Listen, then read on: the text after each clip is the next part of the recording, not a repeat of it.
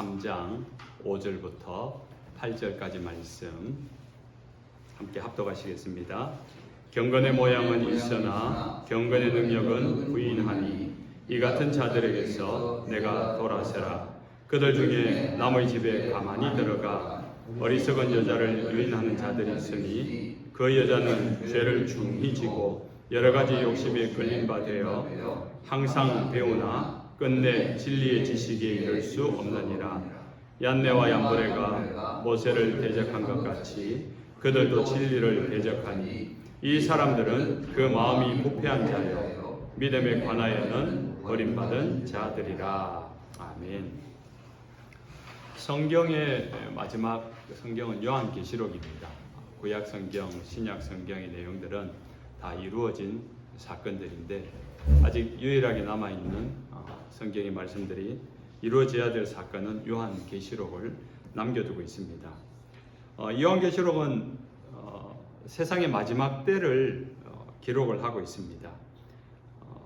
그 마지막 때의 특징을 몇 가지로 요약을 하고 있는데요. 첫째는 하나님의 말씀이 힘을 잃는다라고 합니다. 마지막에 가까울수록 하나님의 말씀이 힘을 잃는다. 그리고 또 하나는 온갖 미혹하는 것들이 많아질 것이다. 거짓 선지자들. 지금 미국은 제가 잘 모르겠고 한국에는 이 자칭 예수라는 사람이 한 300명이 넘는다 그래요. 예수님이 벌써 한 300번 정도 재림을 하셨습니다. 그런 예수님이 너무 많습니다. 세 번째는 하나님을 믿는 믿음이 점점 사라져 간다라고 합니다. 그건 일찍 예수님께서 말세에 내가 믿음을 보겠느냐라고 했죠. 그러니까 앞으로 우리가 살아가면 살아갈수록 우리의 믿음은 지키기가 더 힘들 거라는 겁니다. 전도하기가 더 힘들어질 거라는 겁니다. 그 믿음에서 떠나는 사람들이 더 많아질 거라는 이야기입니다. 제가 하는 이야기가 아니고 요한계시록이 하는 이야기입니다. 그런데 그런 바로 요한계시록 1장에서 강조하는 것이 있습니다. 1장 3절에 이런 말씀이 있습니다. 이 예언의 말씀을 읽는 자와 듣는 자와 그 가운데 기록한 것을 지키는 자는 복이 있나니 때가 가까움이라. 말세에 대한 경고이면서 동시에 그 경고는 기회가 되는데 그 믿음이 어려워지는 그 위기의 시대에 하나님이 주신 은혜의 기회의 말씀은 하나님의 말씀을 읽고 듣고 행하는 자, 그 사람에게는 하나님의 은혜가 있다라는 것을 말합니다. 여러분의 신앙은 한번 시험에 들어본 적이 있겠죠? 시험에 들어보고 혹시 그 시험에 들어서 신앙을 떠나거나 신앙은 떠나지 않았지만은 교회를 떠나거나 교회까지는 떠나지 않았지만은 내 마음이 좀 믿음에서 멀어진 적이 있을 겁니다. 그럴 때 그러한 신앙의 타락은 어디서부터 어떻게 시작되는 것일까요? 여러분 그것을 안다면은 우리가 앞으로 말세를 맞이하기까지 우리의 남은 생애를 통해 신앙생활을 할 때 그 타락의 시작, 그 타락의 이유, 그걸 안다면은 우리는 우리의 믿음의 타락을 방지할 수 있고 우리의 믿음을 끝까지 잘 지켜나갈 수 있을 것이라 생각이 듭니다. 결론부터 말하면은 신앙의 타락은 마음에서부터 시작됩니다. 여러분의 신앙의 변질, 신앙의 떨어짐, 신앙의 타락, 다 비슷한 이야기인데 그것은 어디에서 시작된다고요? 우리의 마음에서부터 시작된다는 겁니다. 그래서 성경은 우리의 마음을 잘 지키라고 일찍부터 경고합니다. 잠언 4장 23절이죠. 무릇 지킬 만한 것보다 내 마음을 지키라. 생명의 근원이 이에서 남이니라. 오늘 우리가 읽었던 이 디모데후서를 받아보는 이 대상자들은 하나님을 믿지 않는 불신자들, 새 속에 물들이는 사람들이 아닙니다. 이들은 하나님을 잘 믿는 그리스도인들입니다. 여러분 같은 성도들이라고 해요. 그런데 이 성도들의 모습을 보니까 경건의 삶을 살아가는 경건의 모습이 있습니다. 쉽게 말해서 교회 잘 다닌다는 거죠. 주일 되면은 어김없이 교회 오고 또 헌금하고 또 봉사하고 또 날마다 기도하고 말씀을 읽는 이 경건의 모습이 있다는 겁니다. 그래서 더 나아가서 하나님의 말씀을 배우는 열심도 있다 그래요. 신앙의 훈련을 받고자 하는 열심도 있었습니다. 그런데 오늘 이 본문의 결론은, 하나님의 결론은 그들은 진리를 대적하는 자들이고 믿음에서 떨어진 자들이다. 떨어졌다는 거예요. 실패했다는 겁니다. 하나님의 기준에, 그 믿음의 기준에 합격하지 못하고 실패했다는 겁니다. 오늘 보면 8절이죠. 그들도 진리를 대적하니 이 사람들은 그 마음이 부패한 자요 믿음의 과연은 버림받은 자들이라. 이상하지 않습니까? 하나님의 말씀을 배운 데 열심히 있고 훈련받고 사모하면서 여러 가지 일들을 하는데 믿음이 없고 부패했다는 말입니다. 여러분, 어떤 사람을 만날 때, 새로운 사람을 만날 때 여러분 그 사람을 나름대로 만나고 와서 평가를 하잖아요. 사람 참 좋은 사람인 것 같다. 좀 안 좋은 사람인 것 같다. 이 사람 가까이 하면 좋을 사람 같다. 이 사람 좀 멀리 해야 될 사람 같다. 그런 평가를 하고 가려내지 않습니까? 그럴 때 그 사람을 한번 보고 어떻게 그 사람을 그렇게 평가할 수 있습니까? 인생의 경륜을 통해 가지고 한번 보면 압니다. 그럴 수도 있죠. 근데 한 번 보는데 어떻게 하느냐? 한 번 보는 그 보험을 통하여서 그 사람이 말하는 것을 보고 그 사람의 자세를 보고 순간적이겠지만 그 사람의 어떤 생각을 보고 어떤 일에 대처하는 그 사람의 어떤 모습들에 대하여서 우리는 속에서 나름 평가하면서 이 사람은 어떤 사람이다 라고 알아가지 않습니까? 맞습니다. 보여지는 것으로 인해서 우리는 대부분 평가합니다. 그런데 눈에 보이지 않는 그 사람의 속 생각까지, 그 의도까지 우리가 안다면은 우리 그 사람을 정확하게 알게 될 거예요.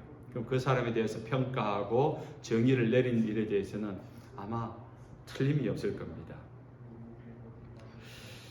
하나님은 우리의 모습을 살피는데 우리의 속 사람을 살핍니다. 예레미야서 17장 10절에 보면 여호와는 심장을 살피며 폐부를 시험하고 각각 그의 행위와 그의 행실대로 보응하니. 얼마나 무서운 말씀입니까? 평생 살아도 자기 부인, 자기 남편, 내 속사람, 내가 낳아서 이렇게 기른 이 자식들인데도 요즘 이 자식들의 마음을, 속마음을, 생각을 제가 못 읽어요. 몰라요. 어제도 우리 자식한테서 평가를 받았는데 아빠는 자꾸 포인트를 벗어나. 이야기를 하는데 포인트를 벗어난대요. 나는 열심히, 정말 요즘 제가 열심히 자녀들과 소통하려고, 그 생각을 읽으려고 열심히 노력하는데 이야기하는데 내가 반응하는 게 아빠는 지금 포인트를 조금씩 벗어나고 있대. 어제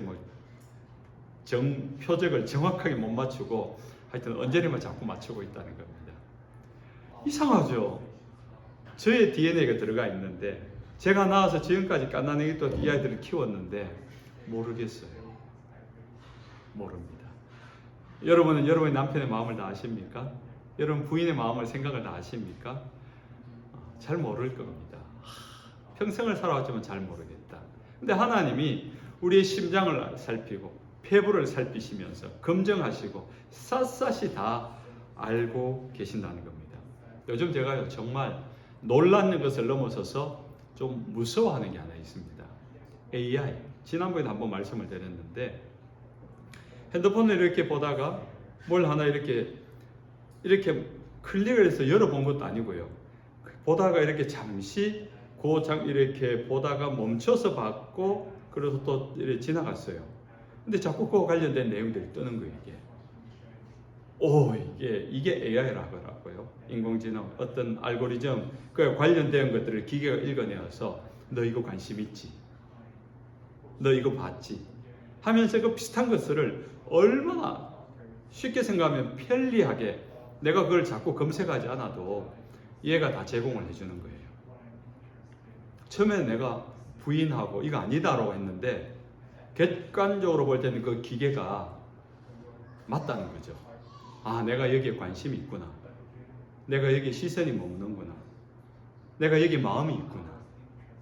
그것이 무엇이든지 기계가 내 마음을 읽어내는 거예요. 이게 너무 무서운 거예요. 기계나 불행의 주제에 어떻게 감히 내 생각을 읽어? 내 부인도 아직 내 생각을 모르고 내 마음을 모르는데 이 기계가 아무 인격도 없는 이 기계가 내 생각과 내 마음과 나의 관심을 읽어낸다는 사실이 너무 무서운 거예요.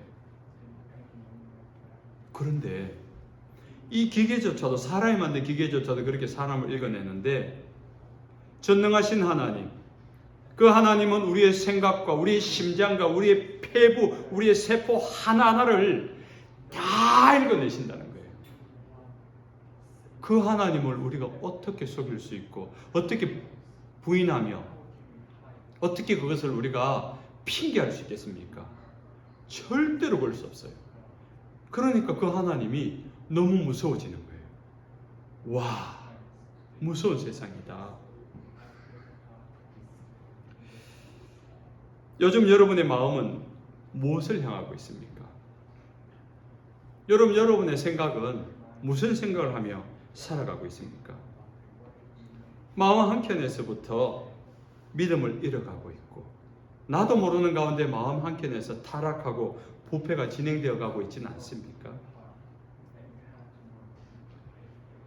그럴 때 하나님은 우리에게 경고의 말씀을 줍니다. 경건의 모양은 있으나 경건의 능력을 부인하는 이 같은 자들에게서 내가 돌아서라.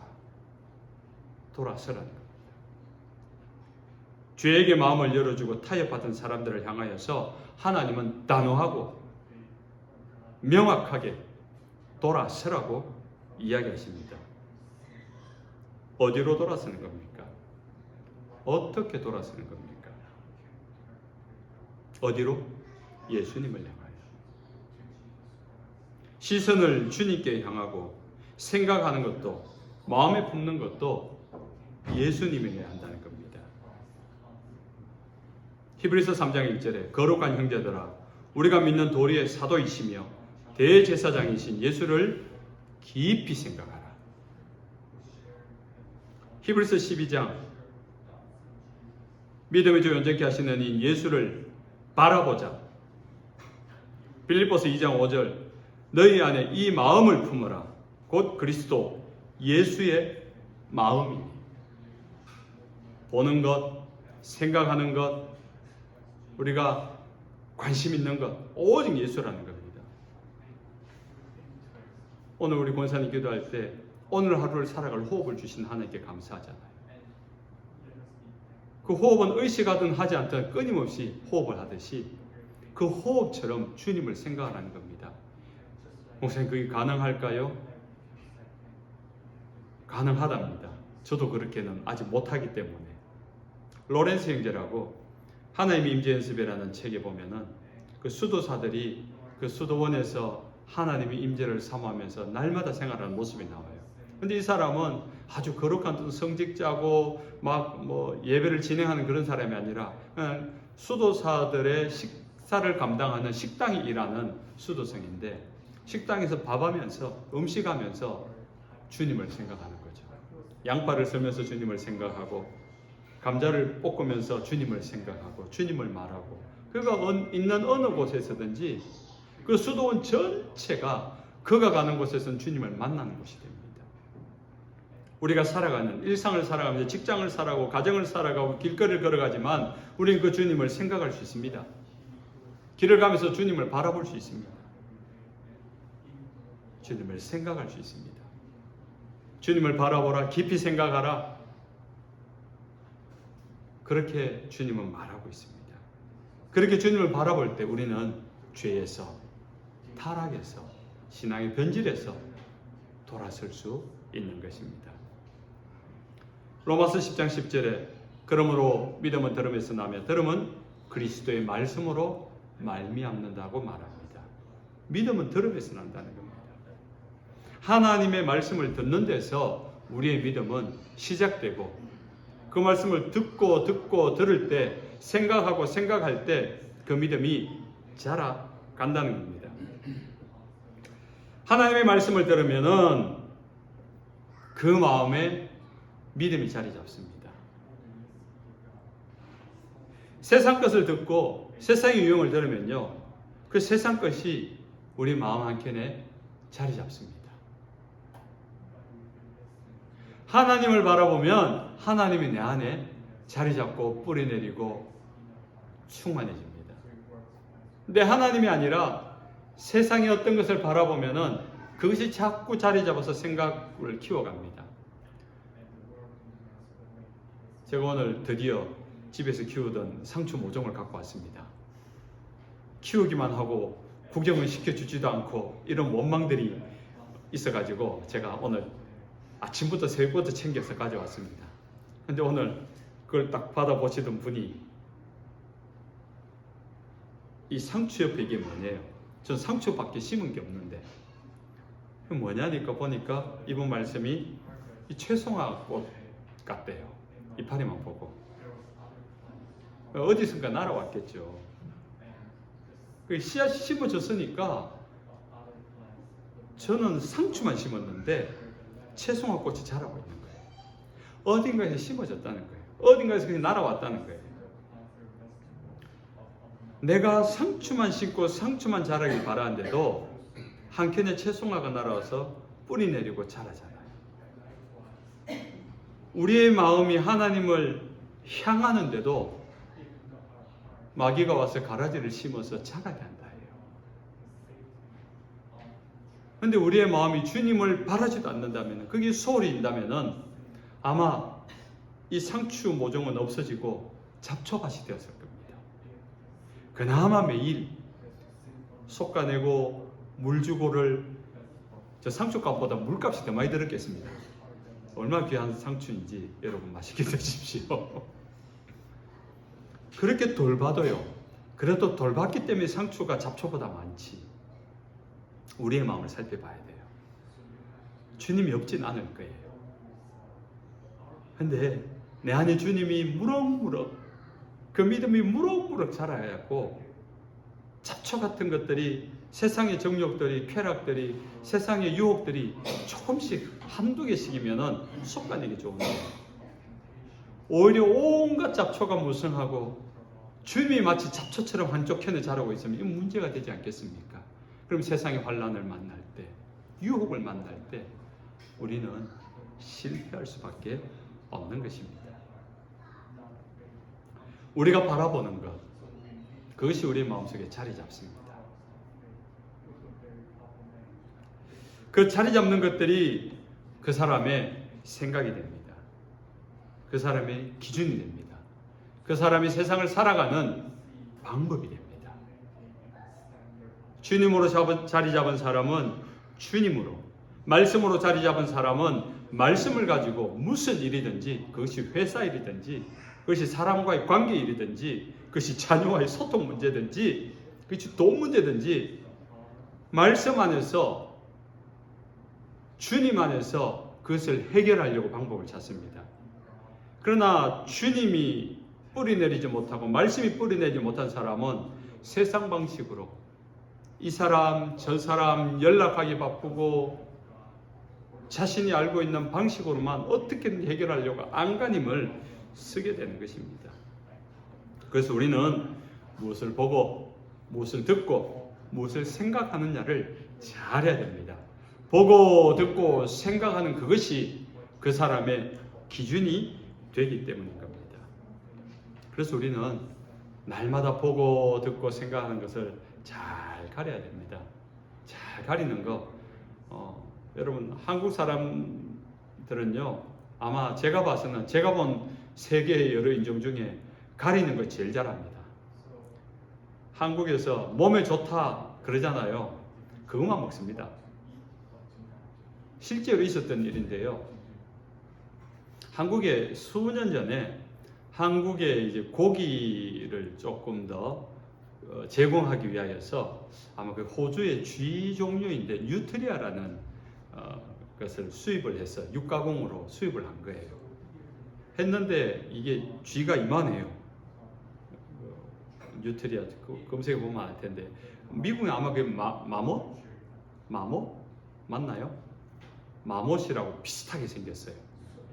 영어로 제가 한국에서는 보니까 그걸 마못이라고 제가 들었는데 그렇게 생긴 건데, 근데 얘가 어쨌든 너무 좀 혐오스럽고 그래서 사람들이 좀 안 좋아해서 육가공으로 가공을 안 하고 그냥 풀어놓은 거예요. 근데 이것이 이제 생태교란종으로 대한민국의 모든 강과 호수에 그냥 완전 엄청난 짐승이 돼버린 거죠. 그러니까 이것이 막 전국에 쫙 퍼져버린 겁니다. 그런데 어느 날 TV 방송에서 이 뉴트리아의 뭐더라? 쓸개인가? 그 피를 몸에 남자들한테 그렇게 좋더라. 이렇게 되어지니까요. 순식간에 씨가 말아버린 거예요. 그것을 전국에서 그 뉴트리아 사냥꾼 해가지고 막 그것을 막 지자체도 잡기도 했지만은 얼마나 몸에 좋다 그러니까 그것을 잡아가지고 그래서 뉴트리아가 더 이상 한국에서는 생태교란종이 안 될 정도로 거의 아주 소멸 가까운 아주 적은 종류가 됐다. 한국 사람 미나리 좋다 그러면 그때부터 미나리만 팔립니다. 이해되시죠, 여러분? 그 정서. 그래서 여러분에게 좋은 DNA가 있어요. 좋다 나쁘다에 대해서 좋은 건 하고 싶은 DNA가 있잖아요. 한국 어르신들요, 하루 만보 걷기 몸에 좋다 이러니까요, 하루 24시간 우리 교회 앞에 대로변 있는데 밤 12시 돼도 걸어다니는, 매일 걸어다녀요. 좋고 나쁜 것에 대한 가릴 줄 아는 것이 있습니다. 근데 몸에 좋은 것은 그렇게 가릴 줄 아는데 영적인 것을 좋은 것에 대해서는 너무너무 무지해요. 한국의 그리스도인이 얼마나 많습니까? 얼마나 교회가 많습니까? 근데 영적으로 좋은 것에 대해서는 너무너무 무지하고 무관심한 것이 많습니다. 하나님 앞에 바른 믿음과 바른 생각을 할 수 있는, 하나님의 말씀을 보고 듣고 행하는 자가 복이 있으니, 하나님의 말씀을 보고 듣고 행하는 자는 마지막 때가 되어도 위기가 아니라는 겁니다. 구원의 은혜를 누리고 아무리 심한 환난의 날이 되고 위기가 와도 그 위기 속에서 안전하다고 하나님은 말씀하시지 않습니까? 그래서 우리의 삶들 속에서는 두 가지 해야 될 것이 있는데, 하나님의 말씀을 보고 듣고 일한가, 그리고 죄된 것에서는 돌아서야 돼요. 마귀가 이 AI의 창시자 같아요. 창세기 시작되면서 최초의 인간을 유혹할 때 죄의 알고리즘을 사용해요. 너 요거 관심 있지? 마귀가요, 아담과 하와를 처음 보자마자 대놓고, 야, 그 하나님 말 거짓말이야, 이거 먹어봐, 너 영생해, 이렇게 말하지 않았잖아요. 하나님 뭐라 하시대? 이거 먹으면 죽을까 합니다. 그래? 한번 봐. 아무 말 안 하고 선악과를 보게 만듭니다. 보고 나니까 먹어보게 합니다. 먹음직스럽고 보암직스럽고 정말로 하나님처럼 되게 할 게 지혜로할 정도로 그렇게 느껴지더라는 거죠. 하나님의 말씀을 무조건 반대하지 않고 교묘하게 바꿔놓습니다. 관심 있게 만듭니다. 일단 시선을 돌리게 만들고요, 그의 관심을 건드립니다. 죄의 알고리즘입니다. 근데 아담과 하와의 상황을 한번 보십시다. 아담과 하와가 마귀를 만났을 때, 뱀의 유혹을 받을 때 아담과 하와에게 필요한 것이 있었습니까? 부족한 것이 있었습니까? 하나도 없었습니다. 전혀 어떤 문제도 없었어요. 잘 살고 있었고요, 풍족했고요, 뭐 하나 부족한 것 없었고요, 행복했고요, 부인과의 관계도 너무 좋았어요. 내 살 중에 살이고 내 뼈 중에 뼈다.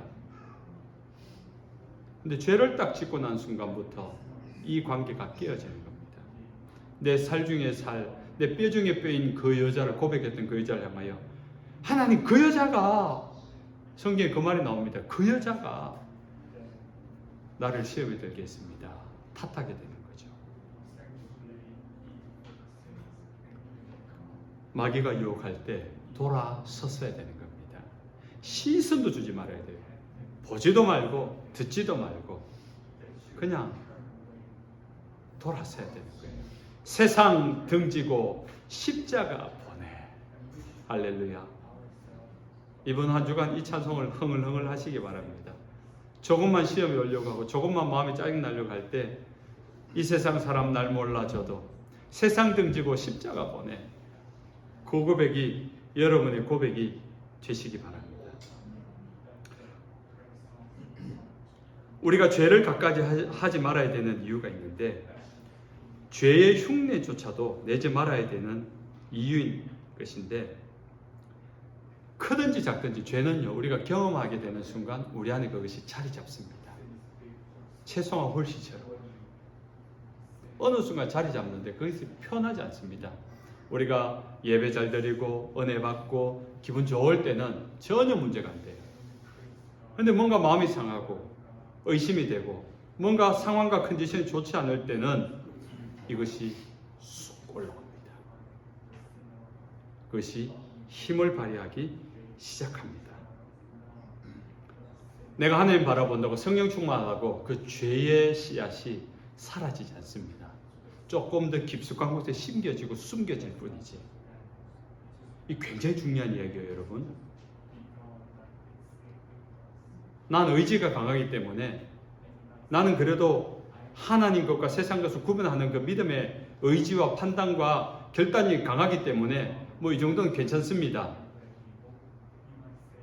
그럴 수 있습니다. 그러나 그거 믿고 내가 죄를 보고 죄를 경험하고 죄를 행하는 어떤 경험을 가졌을 때 그 경험이 내 속에 자리 잡는다는 거예요. 그리고 내 믿음이 어느 순간 힘을 잃을 때 이 죄가 힘을 얻기 시작해요. 그것이 각인이라는 겁니다. 이 각인이 얼마나 무서운가 하면요, 제가 몇 해 전에 밤에 혼자 운동을 하는데 뭔가가 기분이 좀 쎄한 느낌이어서 탁 뒤돌아봤어요. 이만한 게 3마리가 저를 물려고 발 뒤꿈치까지 바로 앞에까지 온 거예요.